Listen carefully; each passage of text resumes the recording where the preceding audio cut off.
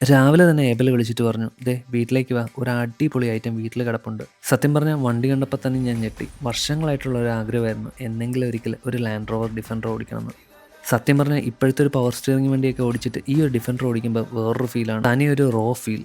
അങ്ങനെ വണ്ടിയൊക്കെ ഓടിച്ച് ഹാപ്പി ആയതിനു ശേഷം ഇനിയൊരു ഫോട്ടോഷൂട്ട് എടുക്കാമെന്ന് വെച്ചു.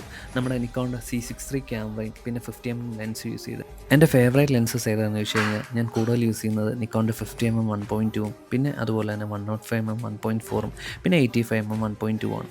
ഇതിൻ്റെ അകത്ത് കിട്ടുന്ന ഒരു ബൊക്കെ എഫക്റ്റ് ഉണ്ടല്ലോ, അത് വേറൊരു ഫീലാണ്.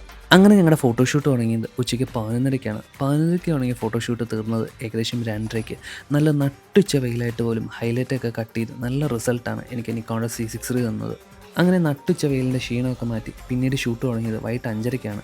അത്യാവശ്യം ലൈറ്റ് പോകാൻ തുടങ്ങിയിട്ട് പോലും ലോ ലൈറ്റിൽ നല്ലൊരു പെർഫോമൻസാണ് എനിക്ക് നിക്കോണിൻ്റെ C63 ഔട്ട് തന്നത്. അതുപോലെ തന്നെ 50mm ലെൻസും 85mm ലെൻസുമാണ് നമ്മൾ യൂസ് ചെയ്തത്.